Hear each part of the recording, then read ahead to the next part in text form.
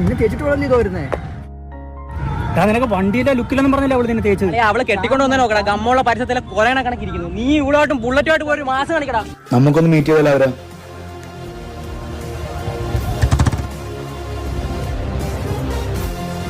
ഭീംകൽ ഓർമ്മയുണ്ടേ മുഖം? ഇതെന്റെ ബുള്ളറ്റ്, ഇതെന്റെ പുതിയ ലവർ. ഇതാരാ? ഇതെന്റെ കൊച്ചച്ഛനാ?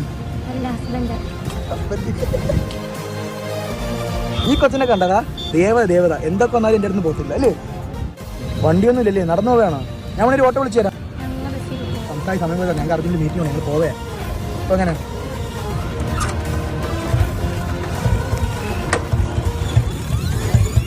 നടക്കുവോ?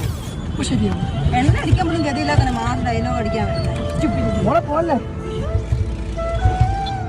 മോളെ